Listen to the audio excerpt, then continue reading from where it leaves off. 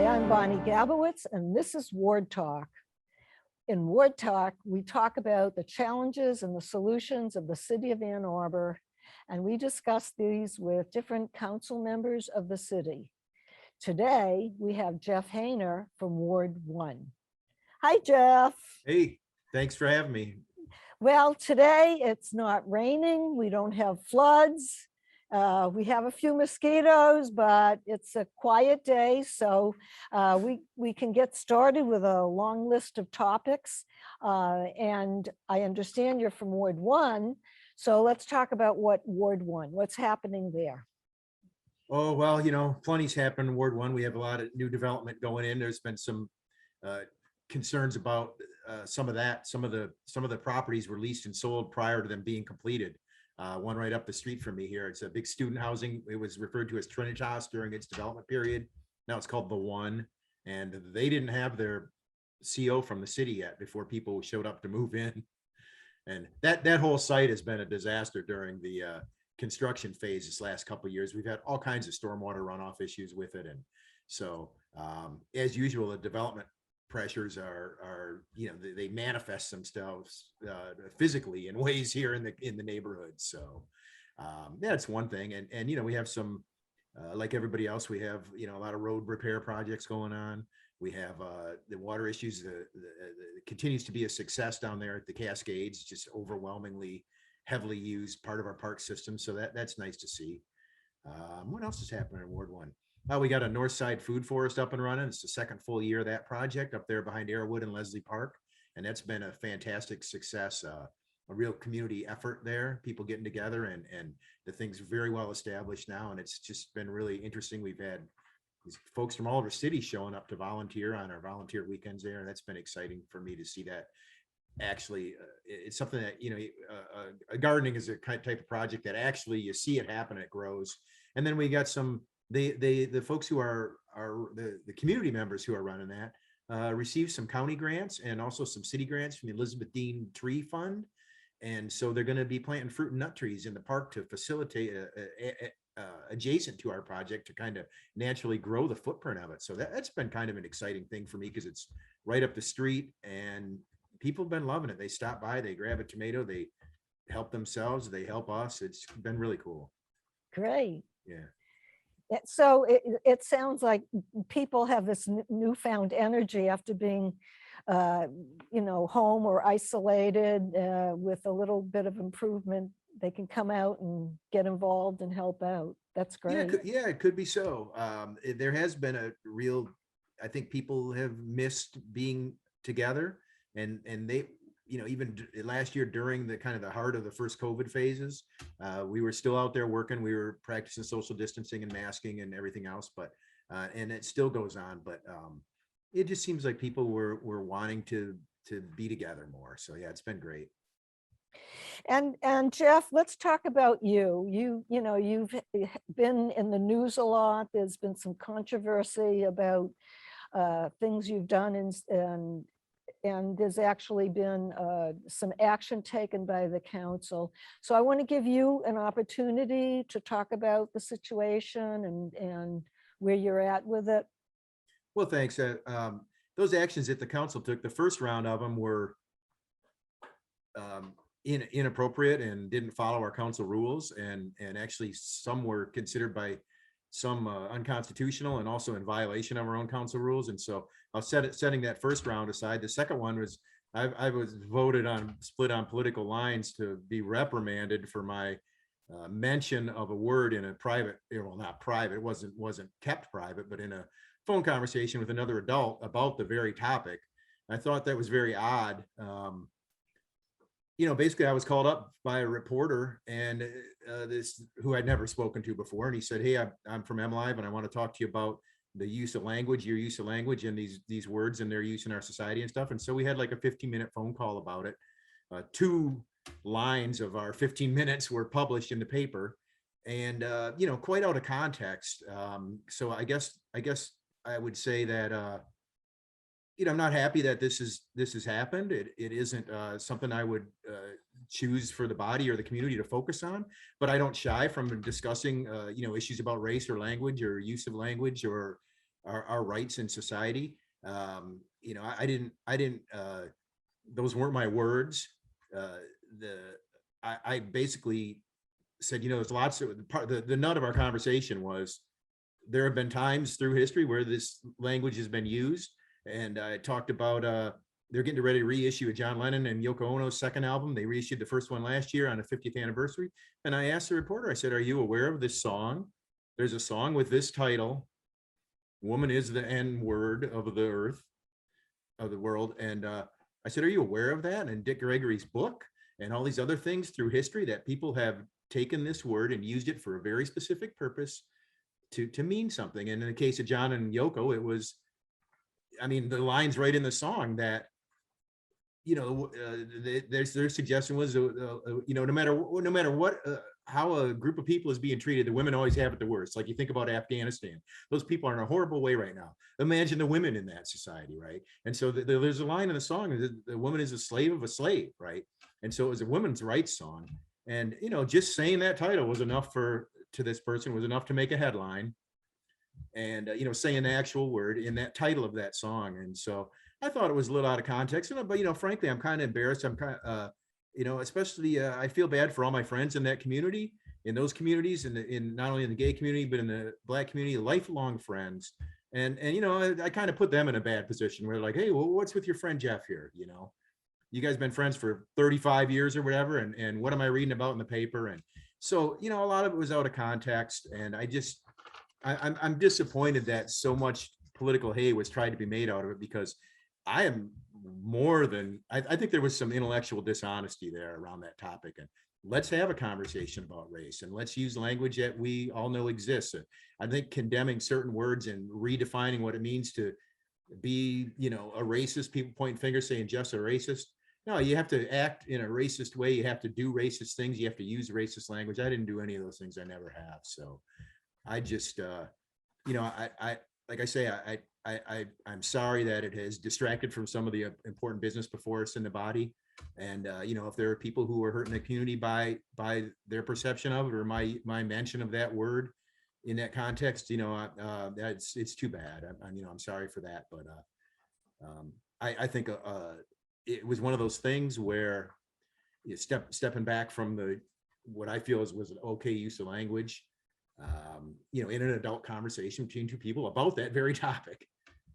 Stepping back from that, I find that there's a lot of politics in this town, and a lot of people were happy to have me in the headlines instead of themselves, or other issues, or our crumbling streets, or our broken water mains, or whatever. And so you feel you became the focus rather than something else that needed to be addressed. Well, yeah, and also I feel the topic wasn't worthy of the poor conversation that we had around it. If we would have had a genuine conversation around how do we act as a body, are we racist as a body? We have council speakers who come down and call us racist for 17 years, and they're not wrong.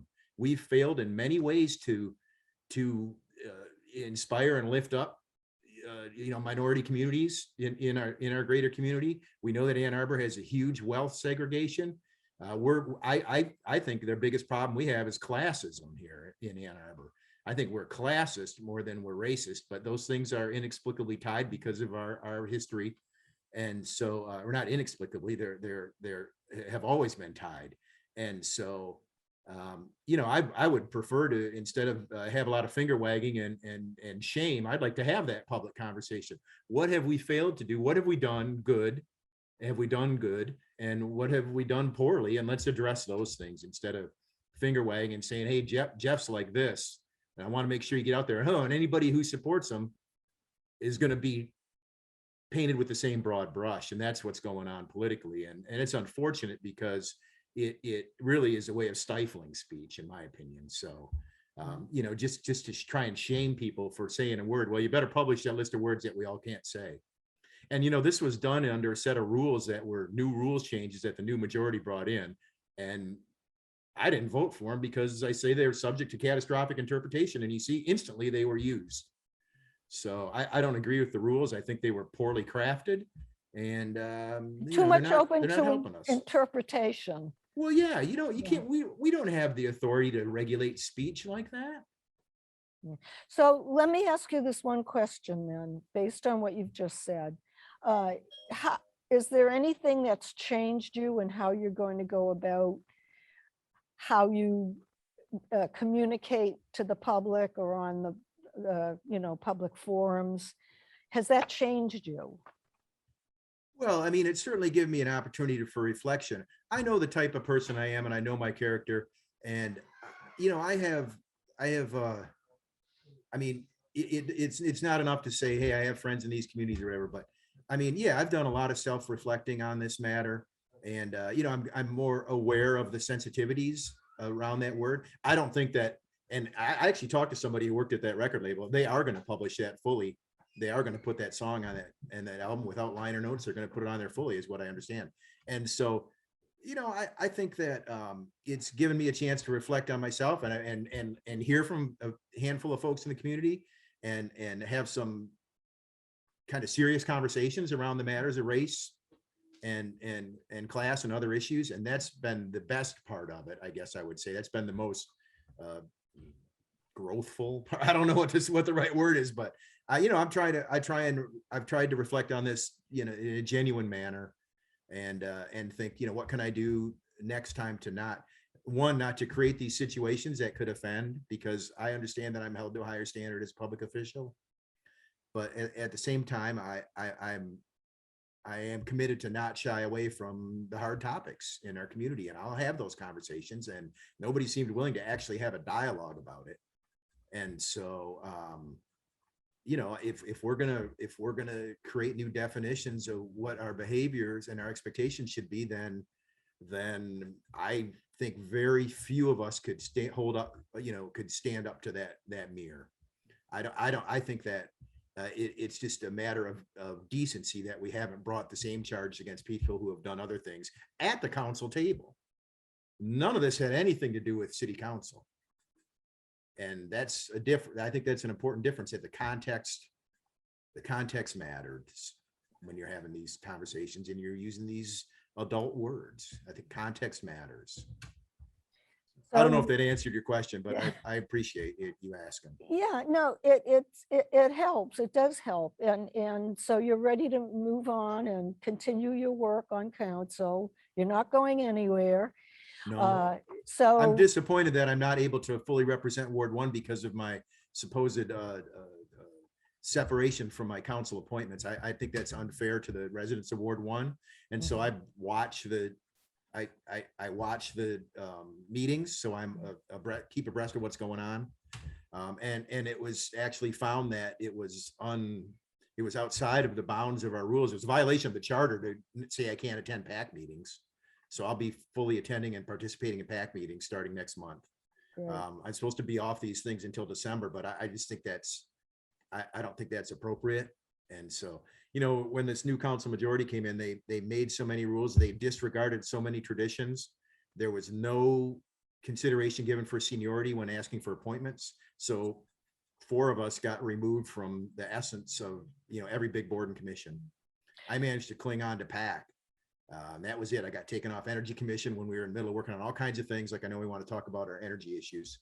And so, that was disappointing. I don't feel that it set the tone for a good kind of group dynamic. Well, Jeff, when we come back, we're going to talk about citywide issues that are very present right now. So we'll be back. Okay, thanks. All right.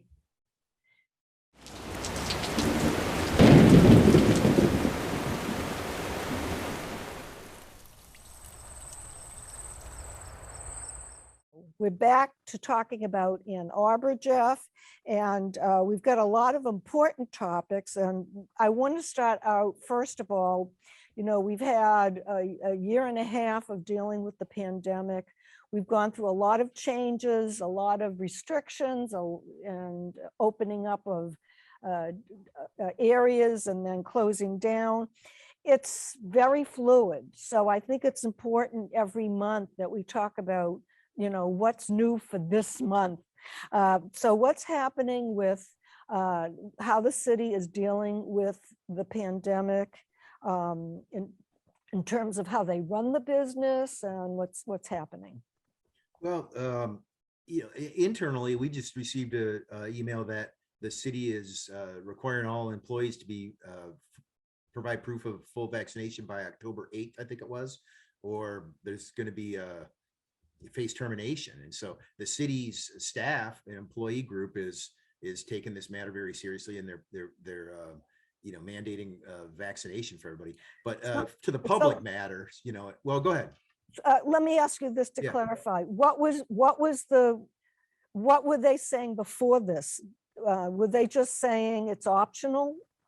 Or you must wear a mask? Yeah, well, it doesn't matter City if Hall, you're City Hall's vaccinated? been open and closed depending on the state orders, the governor's orders, and also the advice of the Washington County Health Department.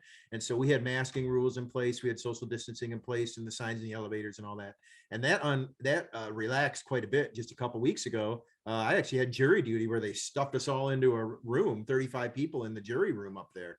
And so, yeah, I wasn't thrilled about that. Really, I mean, almost everybody had masks on, not everybody did. But so City Hall has taken precautions to protect the public and the employees. There's been a lot of working at home, and that started to kind of trickle back in. And I think it's going to separate back out again. I don't really, we don't really have a lot to do overseeing staff. We oversee the administrator and the city attorney. And so right now we have an assistant, our acting assistant city administrator.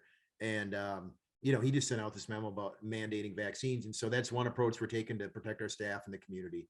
And then, the closing the streets so that bars and restaurants and folks would have more room to spread out and still support these businesses in ways. It's an ongoing challenge. The businesses are really hurting, especially ones that provide entertainment, where the experience was part of being there, the theaters, the clubs, bars, and things like that.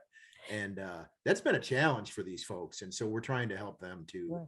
And in terms of the opening up the streets to the businesses such as restaurants, is that that was extended until October? Yeah, we've extended that, and we're increasing the areas of it too. And I think that's been important. The restaurants have said that it's worked for them. It's helped them to make it through this, and it's kind of kept that sense of community going also. And so, I think it's been a decent experiment. We'll see at the end what happens, but I don't have a problem giving over parts of those streets to businesses, as long as it's done in a way that keeps everybody safe. And I get a little concerned when you see these tables perched out on these pedestrian islands and stuff, like on Ashley and First now, where they've redone all the curb cuts, and so they have these kind of bump outs to narrow the crosswalk space.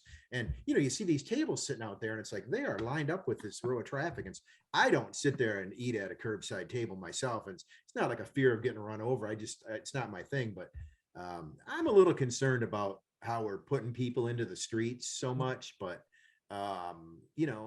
we'll see how it all pans out, and hopefully we'll do a hard look at the results and understand if it was worth it for the businesses, for the community, if it's something that we can continue to do. There's a lot of call to just close the streets everywhere. I mean, people want to just shut down the downtown to car traffic. Even we've had reports floating around Transportation Commission where they talk about having a surcharge for going into the city core with your vehicle and things like that. Oh yeah, there's a lot going on. There's a lot of sort of, I don't want to call it anti-car because I don't like that kind of negative language, but there are people who are pushing for getting rid of cars. At the same time, you have business owners who write us and say, fully half of our business is out of town people. So, a retired couple from Saline, they're not riding their bikes downtown to go to dinner, that kind of thing. You can and put so me on that list too. Oh, sorry. Well, there's a little bit of ageism and ableism in this whole thing about we should be walking and biking. I can't. My business doesn't allow me to walk and bike. I can't carry materials to a job on a bus, and so there's always going to be a need for the service folks and the delivery folks and stuff like that. There's a need to keep these streets open to a certain extent. And so it's going to be a balancing act. Well, that's exactly what I was going to say. It sounds to me like the whole thing is finding a balance. Yeah, I think so. And hopefully we'll do that. And, the pendulum swings back and forth. And so we'll see, hopefully we can we can kind of narrow that swing down and just to the good parts of it. So, Right. Now, we have another big topic, and that's about hiring a new city administrator. Right now, we have someone in place who's doing the job, but I understand city council wants a year's time to really do the search and come up with someone outside of the city arena. Is that correct? Yeah, I don't fully understand that notion there, but that's what's happening. And so we have someone acting as the administrator now. And yeah, And there's who's gonna be that? John Fournier. He was Okay. he was the assistant administrator. He's been here several years now and came here from Pittsburgh, and he seems like I mean, I've never, I've always had good relationships with him. So, I'm happy to see him in there and getting down to the business of running a city.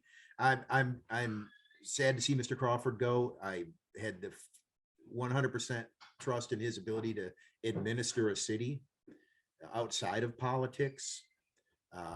And that's what I was looking for. And he once said to me one time during a budget conversation my first year that when I pointed out that we had the structural deficit and that we spent more than we brought in, and that's all that means. We didn't live within our means. And a balanced budget, okay, we've generated enough revenue to balance it, but it keeps going up and it gets ratcheted up and up. And so we're in a constant revenue search. That's not healthy for a community. And so, I mean, it leans heavily on growth, which has its own problems. And so, Tom said, I'll never put the city in a financial jeopardy, Jeff. And I thought that's all I need to hear from a city administrator. And now that's up in the air. We got 25 million in federal funds coming and nobody really officially to oversee it. So I'm concerned about that. Let me ask you this. How do you think the reputation of the city has been affected by these changes of having two different administrators leaving in a short period of time? Well, I think it points to a dysfunction on the part of the group responsible for the city administrator's oversight, and that's city council. I think that we clearly don't get along. There's a lot of disrespect among the members, and that has shown itself in these various actions. And I feel caught in the middle of a couple of them. I didn't initiate either one of these, and I didn't like either one of them. And I didn't support either one of them. And I kind of had an end around the way that Councilwoman Griswold did this time, where last time I said yes so I could bring it back, but it didn't matter because of the dealing that had gone on prior to that. All he had to do was sign that paper. He was gone, Mr. Lazarus. And he was a neighbor. I had a good relationship with him. And the same with Mr. Crawford. I didn't want to accept his resignation, and because it wasn't really a resignation. And so, I'm just disappointed that we don't have continuity in an important position like that. We have continuity in our legal department with Mr. Postema, and he's getting ready to leave. And so we're doing a search for that too. And, the police chief is another one that we hire, but we don't have the oversight like we do with the administrator and the attorney. And so, I'm real happy with our police chief. I hope that Chief Cox sticks around. He's trying to do some good. We need to give him the tools and the money he needs to do good that he has planned out. But I'm just disappointed that we don't have a continuity. I think it's going to cast a long shadow, just like COVID economic activity or the downfall is going to cast a long shadow. Well, they call it a long tail. I'm unhappy about the situation we find ourselves in. Okay, and the residents should be too. Yeah. So our next topic is we've had some major storms and flooding and electrical outages that have lasted more than a day or two. And I know there's a lot of talking about what to do about it. And I understand there was some interest made by one council member of looking into some independent identity as the city's own power source. What's that all about? Well, we are allowed by the state of Michigan, municipalities are allowed to create their own utilities. So we can, like we have our own water utility, we can have our own electrical utility. And there are various cooperatives and municipal utilities here in the state, and they're somewhat successful on a smaller scale. Ann Arbor has a lot of a lot of power use. We use a lot of juice. We have a lot of billing. And so we'll see how this plays out. I think it's worth looking into. I sat in on some conversations earlier last year when I was on Energy Commission about what's happening with community choice when it comes to running our own utility. And there's a lot of legal framework around it, a lot of legal issues. And there's also the consideration that it's taken on a whole new set of challenges as a community. And so not only do we have to look at the budgeting aspects of it, but we have to look at, is it something we want to do? Are we equipped to do it? Can we make the investment to do it and make it work? Because I gotta believe in, I believe in the IPCC and everything that we see from Dr. Stoltz's office and everything I follow myself with the Sunrise Group and all the other folks who are into climate action. I mean, this is it's happening, it's here. And you know, we don't want to be making a big adjustment, right? Because, you know, DTE doesn't, like, ITC owns DTE itself is made up of various parts, right? And so some of these transmission lines and stuff, they're maintained by DTE, but they're, you know, ITC puts them in, the other companies put them in. And so it's a lot of pieces to the puzzle. And, you know, do I have the confidence that we can take this on right now as a community? I'm not sure we do. I think the benefits, we want those benefits of reliability, independence, the ability to create microgrids through our solar programs and not be beholden to DTE and their charges for, you know, how they fluctuate the charge for feeding back your excess energy to the grid. And they take that net metering and they reduce it so much that it takes the incentive out of going to solar. Like, we looked at solar for our house and it makes a huge difference what they're buying back for. So it would get rid of some of those things. So there's a lot of benefits to it, but there's a lot of challenges. So we'll see how it plays out. And I think this resolution that's coming on the 7th is just to ask Energy Commission to gather up everything they've been looking at, get with Dr. Stoltz and bring it forward and say, is this something we should continue to pursue? I don't know how that's going to go. We'll see. We'll see. And I'm nervous about it. It's a big deal. Yeah. And it takes a lot of information gathering to even figure out whether it's viable or not. Right. So Same with our water. You know, in 2015, we did a water report and it said, with the Gelman, all the different challenges, emerging contaminants and stuff, what should we do? Should we hook up to GLWA, the Great Lakes Water Authority, basically Detroit City Water? Should we move our intake? Should we do this? Or should we reinvest in our own system? And the overwhelming winner from all perspectives was reinvest in our system. And so we set down the path to do that. Now GLWA's popped its head up again. On September 13th, we have a special session on our water issues.